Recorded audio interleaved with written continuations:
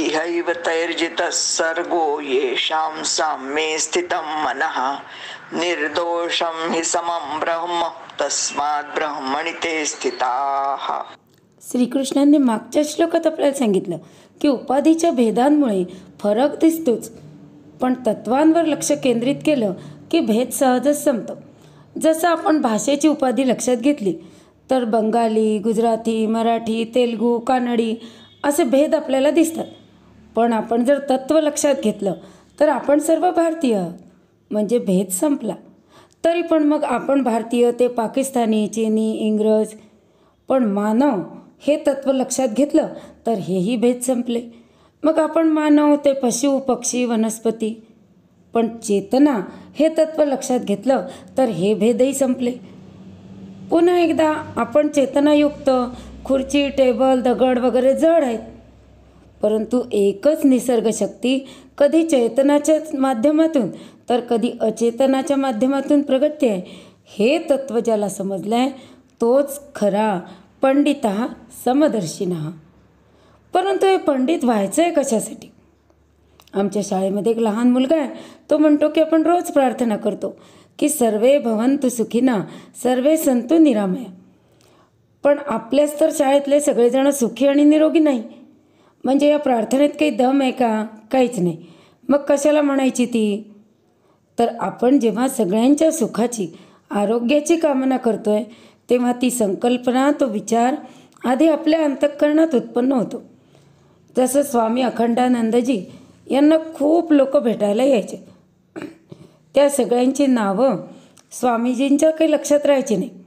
मग ते प्रत्येकाला बोलो ब्रह्मन असं म्हणून बोलायला सुरुवात करायचे. ब्रह्मन म्हटलं, महात्मन म्हटलं की समोरचा मनुष्य आपोआपच आनंदी व्हायचा. आपण जेव्हा दुसऱ्याशी आदराने बोलतो तेव्हा सहजच आपल्या मनामध्ये उदात्तता येते. आणि दुसऱ्याला जर आपण म्हटलं अरे चोरा, झालं त्याचंही मन कलुषित, आपलंही मन कलुषित आणि वातावरणही जरासं तंग. मन कलुषित होतं त्यांना चैतन्य शक्ती काही ओळखता येत नाही. कारण ज्यांनी आधी स्वतःमधलं परमतत्व ओळखलं आहे तोच दुसऱ्याला चैतन्य शक्ती म्हणून ओळखू शकतो. जसं मी स्वतःला जर रोगी म्हणून समजत असेल तर मला दिसणारा प्रत्येकजणच रोगी आहे की स्वस्थ आहे असं दिसायला लागेल. मी जर स्वतःला लठ्ठ समजत असेल तर दिसणारा प्रत्येक मनुष्य एकतर लठ्ठ आहे किंवा रोड आहे, कारण माझं लक्षच त्याच्यावर केंद्रित आहे. तसं ज्यांनी स्वतःला चैतन्य शक्ती म्हणून ओळखलं आहे तोच जगातल्या प्रत्येकामध्ये, प्रत्येक गोष्टीमध्ये चैतन्य शक्ती पाहू शकतो. आणि हीच आहे समत्व सिद्धी. हीच समत्व सिद्धी आपल्याला ज्ञान, कर्म, भक्ती कोणत्याही मार्गाने मिळवायची, कारण सर्व मार्गांचं ध्येय हीच आहे. ही ध्येय का आहे?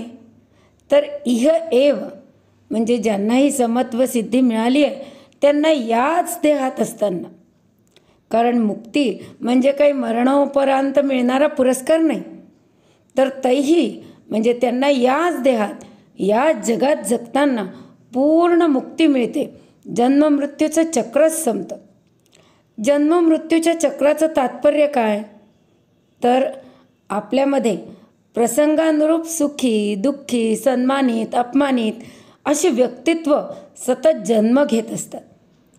पण श्रीकृष्ण 6व्या अध्यायातल्या 7व्या श्लोकात आपल्याला पुढे सांगणार आहे की जितात्मानं प्रशांतस्य परमात्मा समाहिता शीतोष्ण सुखदुःखेषु तथा मानापमानये. म्हणजे दुःखाच्या प्रसंगाने जो दुःखी होतच नाही, सुखाच्या प्रसंगाने सुखी होत नाही, मानाच्या प्रसंगी फुलून जात नाही आणि अपमानाच्या प्रसंगीही त्याच्या मनाची शांती कायम असते, कधीही ढळत नाही. म्हणजे त्याच्यामध्ये सुखी, दुःखी, अपमानित किंवा सन्मानित अशी व्यक्तित्व जन्मालाच येत नाही. त्यामुळे वर्तमानातल्या प्रत्येक क्षणी तो पूर्ण शांतीचा अनुभव करतो. तोच खरा मुक्त. नाहीतर 30 फेब्रुवारी 2025ला मला पूर्ण शांती मिळणार आहे, परमात्मा मिळणार आहे असंच मी ठरवलं तर ते कधीच शक्य नाही. अमुक एक घडलं तर माझं मन शांत होईल, ही शांतीची फक्त कल्पना आहे. आपल्या अंतःकरणात नैष्ठिकी शांतीचा वास होणे याची जगातल्या कोणत्याही यशाशी तुलनाच होऊ शकत नाही. कारण मन शांत असेल तरच आपण दुसऱ्याला चुकीचं समजणार नाही. सर्व समस्यांचं समाधान पटापटा सापडेल. कारण सर्वत्र चैतन्य शक्तीच दिसते आहे, तर कोण आपलं कोण परकं. म्हणून मग अंतःकरणातून समत्व सिद्ध झालं की त्याला ब्रह्म प्राप्त झालं. कारण ब्रह्म म्हणजे समत्वाची पराकाष्ठा. कारण चैतन्य मग ते गाढवातून प्रगटलं म्हणून गाढव होत नाही. परमज्ञानातून प्रगटलं तरच ज्ञानी ठरेल असं नाही आहे. कारण चैतन्य शक्ती सगळ्याचा आधार आहे. जसा आपण दृष्टीचा आधार आहोत. त्यामुळे काळा रंग पाहिला, पिवळा रंग पाहिला, त्यानुसार आपण काळे किंवा पिवळे होतो का? नाही.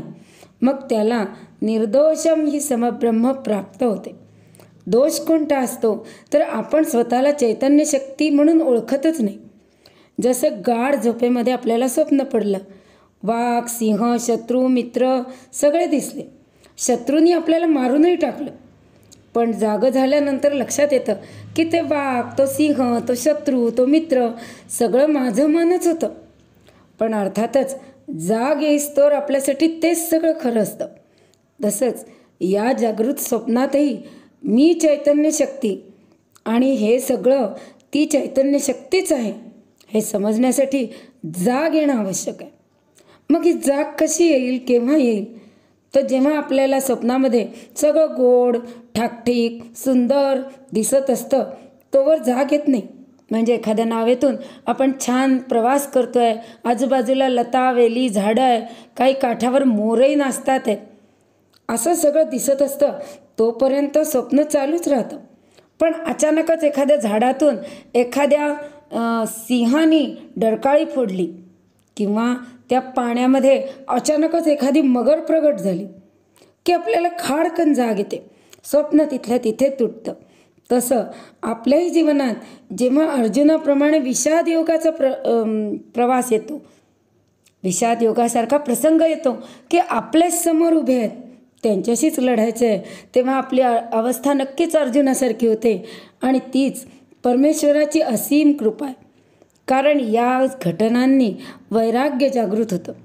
स्वप्नातील अप्रिय घटना आपल्याला जशी जागी करते तशी जागरूक स्वप्नातली एखादी घटना, एखादं दुःख, एखादा प्रसंग आपल्याला असा काही फटकारा देतो की आपण एकदम जागे होतो.